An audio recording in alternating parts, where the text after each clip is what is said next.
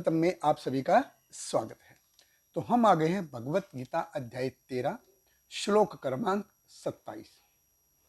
तो पिछले श्लोक में हमने देखा कि किस प्रकार भगवान ने कहा कि अल्टीमेटली श्रवण करना, अन्य तु एवं अजानंत श्रुत्वा अन्य भय उपासते, कि जो आपके बारे में जानते नहीं हैं वो श्रवण करके, अध्ययन करके, दूसरों से सुन करके आपके बारे में ज्ञान प्राप्त करते हैं, आपके बारे में ज्ञान हासिल करते हैं। तो इस श्लोक से भगवान ने जो अब तक पिछले 26 श्लोकों में बताया है उसको कंक्लूड करके अच्छे से समापन कर रहे हैं। तो भगवत गीता अध्याय 13 श्लोक क्रमांक 27 भगवान कृष्ण कहते हैं,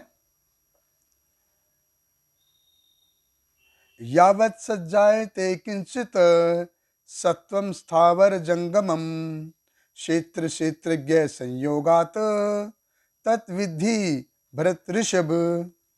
भगवान कृष्ण कहते हैं, हे भरत वंशियों में श्रेष्ठ, यह जान लो कि चर तथा अचर जो भी तुम्हें अस्तित्व में दिख रहा है वह कर्म क्षेत्र तथा क्षेत्र के ज्ञाता का संयोग मात्र है। देखिए, भगवान कृष्ण कह रहे कि जो भी कुछ तुमको दिख रहा है, स्थावर जंगमम, जो भी तुमको अर्जुन, जो भी चीज तुमको चारों तरफ दिख रही है, स्थावर हो या जंगम हो। अब ये स्थावर क्या है? स्थावर यानी कि स्टेशनरी, एक जगह रुका हुआ, एक जगह, नॉन मूविंग।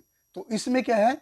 लिविंग थिंग भी है और नॉन लिविंग थिंग भी है, यानी जिसमें प्राण है वो भी है और जिसमें प्राण नहीं है वो भी है। अब सजीव जिसमें प्राण है वो क्या है? पेड़ है। पेड़ है, ये एक जगह है, स्थावर में है, वो एक मूव नहीं होती, एक जगह ही है वो, लेकिन वो सजीव है। पत्थर क्या है? ये भी एक जगह है लेकिन निर्जीव है।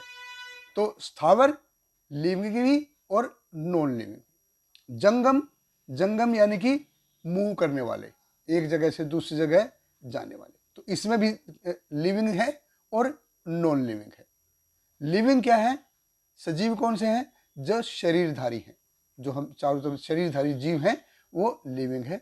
और नॉन लिविंग क्या है? मूव कर रहा है, जैसे समुद्र का पानी है, मूव कर रहा है। नदी का पानी है, वो भी मूव कर रहा है, हिल रहा है। हवा है, वो भी मूव कर रही है। बादल है, वो भी मूव कर रहे हैं, इधर उधर जा रहे हैं। तो इधर उधर जा रहे हैं लेकिन निर्जीव है। तो स्थावर जंगम, स्थावर में भी सजीव और निर्जीव, और जंगम उसमें भी सजीव और निर्जीव। तो भगवान कृष्ण कहते हैं कि स्थावर और जंगम, चाहे लिविंग हो या नॉन लिविंग, जो भी कुछ अर्जुन तुम देख रहे हो, ये क्या है?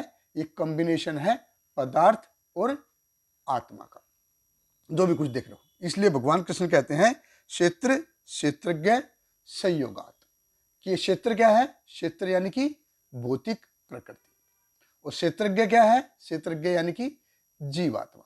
तो भगवान कृष्ण कहते हैं कि जो भी अर्जुन तुमको जो भी कुछ दिखाई दे रहा है, ये सब कॉम्बिनेशन है, मिश्रित रूप है पदार्थ और आत्मा का।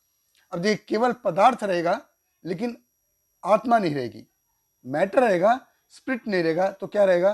क्या हो जाएगा? वो सिर्फ एक डेड मैटर हो जाएगा, मृत हो जाएगा सब कुछ। और केवल स्पिरिट रहेगी, पदार्थ नहीं होगा, यानी कि आत्मा रहेगी और पदार्थ नहीं रहेगा, तो क्या हो जाएगा? वो जिसको हम आजकल की भाषा में बोलते हैं ना, भूत, भूत प्रेत, वो ऐसा रह जाएगा। तो जो भी कुछ तुमको दिख रहा है अर्जुन, जो घूमते फिरते हैं, जो भी कुछ अस्तित्व में है, कार्य क्षेत्र, जो भी कुछ दिख रहा है, ये सब क्या है? स्पिरिट और मैटर, इन दोनों का कॉम्बिनेशन है।